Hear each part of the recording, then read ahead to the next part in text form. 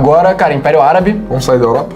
Um pouquinho? Vamos pro Oriente Médio? Tá muito eurocentrista. Mentira, nem tá tão eurocentrista assim, Exato. porque o negócio era do Oriente Médio. Vamos lá, vamos comer um shawarma?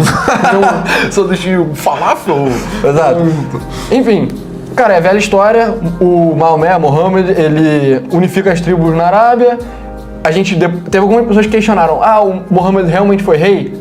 Cara, É Muhammad ou Maomé? Pode falar tanto faz, Maomé? né? Ele foi, entendeu? Você pode não chamar de rei, mas o que ele foi era um rei, sabe? Ele governava. Questionaram isso. Questionaram. Ele governava uma unidade política com um poder quase absoluto, e os descendentes dele lutaram pela continuação do que ele tinha, né? Pô, legislou e governou.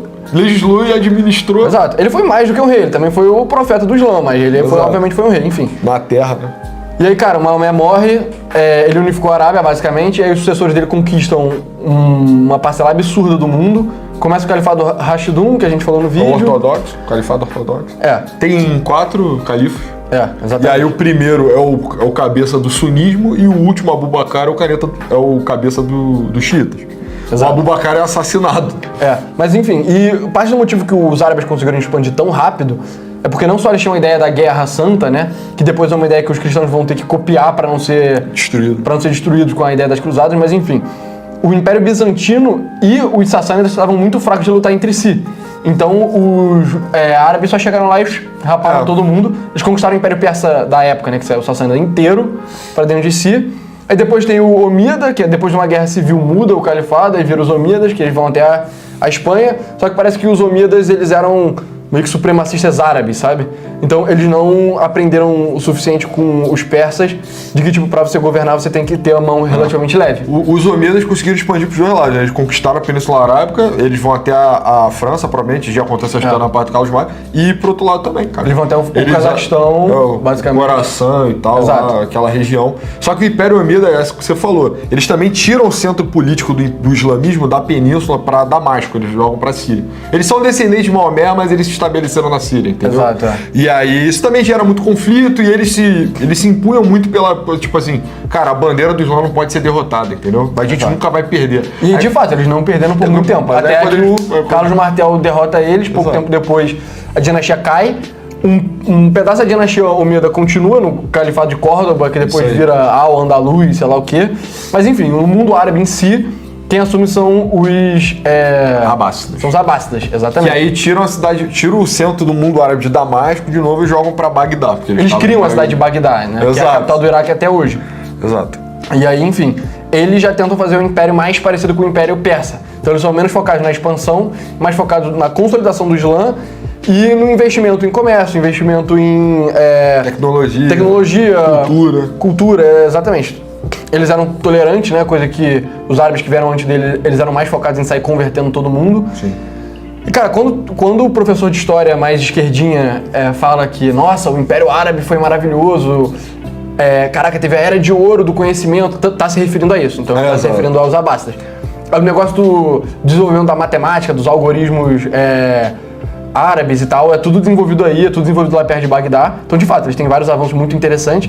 Eles que traduzem boa parte do conhecimento grego para árabe. Então, para você ver a influência do Alexandre o Grande, tem até aí, entendeu? E, cara, eventualmente... Cara, é um governo, assim, bem virtuoso, foca mais em estabilizado que expandir o Islã, né? E, cara, nessa época, é o que o nego chama, né? O nego fala que, tecnologicamente, o Oriente avançou muito à frente da Europa. Tem até aquele filme... o Físico, né? O Físico? Em português é o Físico.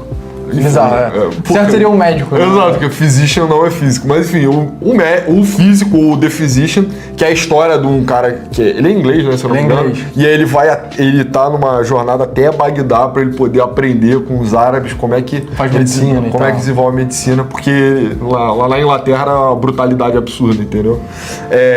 Assim, até que ponto isso é verdade? Cara, provavelmente é verdade sim, entendeu?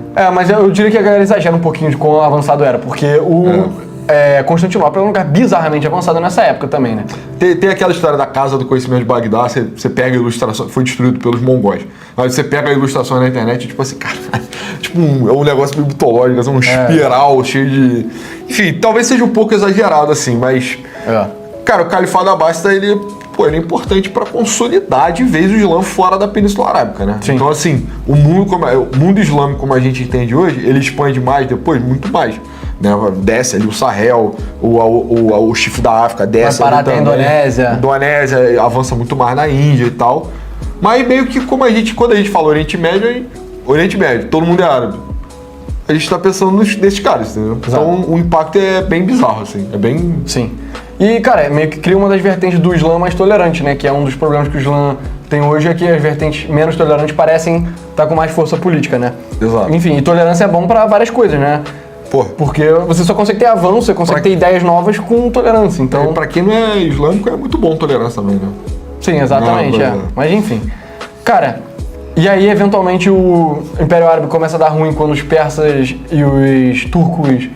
Começa essas três etnias, né, do Oriente Médio, aí tinha as elites locais que os caras administravam bem, mas os persas e os turcos começam a chegar cada vez mais. Exato, é. E aí os turcos que vão formar o Império Otomano começam a se estabelecer por ali e tal. E ao mesmo tempo os persas também sempre tiveram a parada própria deles, né? Exato. Eles foram islamicizados, né? Eles não eram islâmicos. Mas mesmo assim eles também queriam ter o projeto de poder deles e tal. E aí, cara, começa a fragmentar o Império Árabe. E aí acaba de vez, né? Exato. Aí tem uma outra reencarnação depois, que é o Califado Fatimida, mas é muito menor já. Exato. E os otomanos também se declaram califado também, né? Mas é uma pegada bem diferente, cara. Mas enfim, cara, pra ranquear... Cara, bem responsa, né? Eu Não acho que é daria bem pra falar responsa. diferente. Bem responsa, mas vou colocar aqui.